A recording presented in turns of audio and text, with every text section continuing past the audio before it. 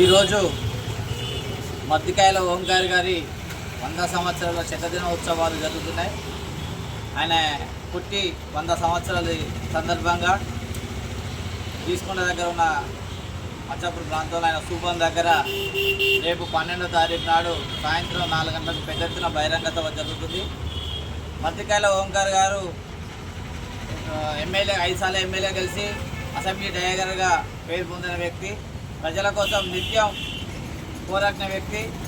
భూ పోరాటాలు కానీ, స్థానిక సమస్యల మీద కానీ, అసెంబ్లీలో కానీ, నియోజకవర్గంలో కానీ, తెలంగాణ మొత్తం ఎన్నో సమస్యల మీద పోరాటం చేసి ఉద్యమాలు చేసిన ఘనత ఆయన చరిత్ర.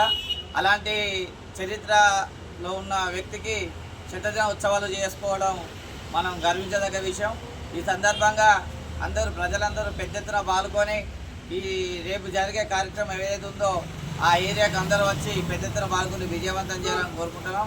అలాగే ఎన్నో కూడు గుడ్డ నీడు అనే శ్లోకంతో ముందుకెళ్ళిన ఓంకార్ గారి సందర్భంగా, ఆయన శతదిన ఉత్సవాల సందర్భంగా వరంగల్ నగరంలో మళ్ళీ భూ పోరాటాలు చేస్తాం. ఎందుకంటే ఈ కాంగ్రెస్ ప్రభుత్వం వచ్చిన కానీ అంతకుముందు టీఆర్ఎస్ ప్రభుత్వం కానీ ఇప్పుడున్న కాంగ్రెస్ ప్రభుత్వం కానీ ఏ పేద ప్రజలకు ఎక్కడా ఇండ్లు ఇచ్చిన చరిత్ర లేదు. ఏదో నామకావాస్తిగా ఓ 10-20 ఇండ్లు డబుల్ బెడ్రూమ్ ఇల్లు అని ఇందిరా మిల్లను కట్టించి ఇచ్చింది కానీ అవి పంచిన లేదు, చరిత్ర లేదు. అలాంటి ఈ ప్రభుత్వాలలో భూ పోరాటమే కరెక్ట్ అని అంతకుముందు ఆయనే ఆశయాలు తీసుకొని, గతంలో ఆయన చేసిన భూ పోరాటాలు ఆశయాలు తీసుకొని మళ్ళీ వరంగల్ నగరంలో మళ్ళీ భూ పోరాటాలు చేయాలని చెప్పని మేము నిర్ణయించడం. రేపు ఆయన ఉత్సవాల సందర్భంగా రేపు వరంగల్లో భూ పోరాటం స్టార్ట్ అవుతుంది.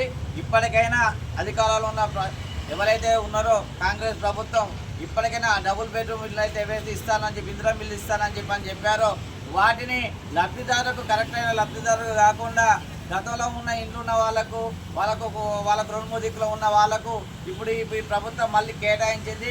నిరుపేదకులకు మాత్రం కేటాయించిన చరిత్ర ఏ ప్రభుత్వం లేదు. మళ్ళీ భూ పోరాటంతో ప్రజలకు ఇండ్లు వస్తాయని చెప్పని మేము ఈ సమావేశంగా తెలియజేస్తూ రేపు జరిగే బహిరంగ సభను పెద్ద ఎత్తున ప్రజలు పాల్గొని విజయవంతం చేయాలని చెప్పని కాశుబ్గా ఏరియా కార్యదర్శి గోవర్ధన్ రాజు మీ అందరినీ ఆహ్వానిస్తున్నారు.